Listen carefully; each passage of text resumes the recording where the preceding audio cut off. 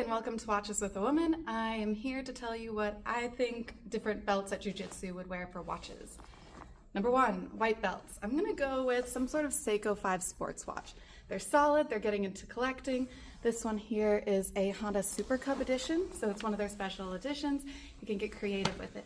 Additional thoughts that I forgot until after class were that a swatch is also a really great choice kind of for the no stripe white belt. Kind of my vision of that. You know, you're in the hobby and it is respected. You're here trying it, but the price point can be really low. They can be quartz, get super fun ones. You can get special swatches for different locations that you travel. So maybe that's something that you do and collect, or maybe the Omega Moon swatch, something that can get you in the door. For a blue belt, I would go with a Tag Heuer Monaco with the blue dial. I actually have one, but unfortunately I do not have it on because my parents also like it and we're visiting actual Monaco.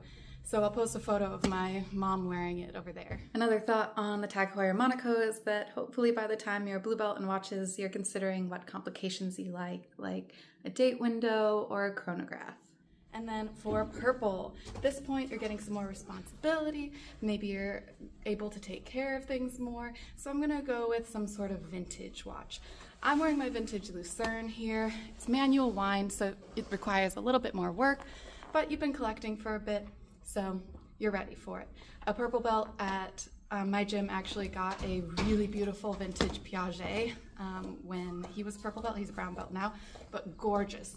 Got a really pretty brown lizard and black lizard strap, so cool texturing, changing things up like a purple belt.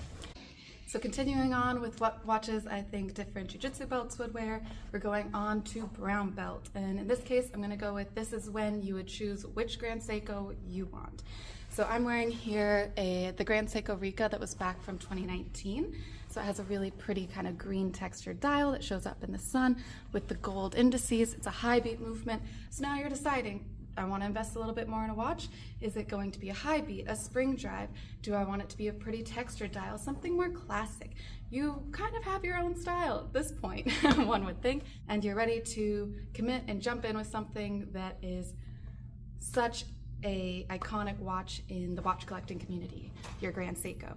And then for black belt, there's so many choices here. I really had a hard time narrowing it down. You could go with something from an AP Royal Oak, like a Panda dial with the black subdial, super pretty, chronograph.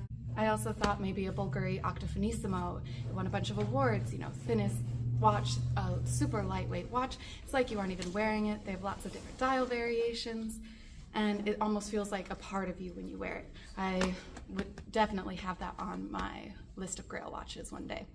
You could also go just ultra black with the Moser Vanta Black dial, Vanta Black being the blackest black that you can find, and they have a really pretty red gold case with that.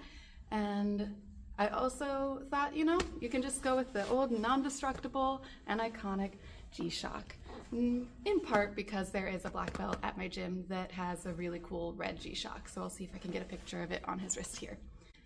Thanks as always for watching, Watch Fam. If you have any other watches that you think should make the list, let me know below, and I'll see you next time.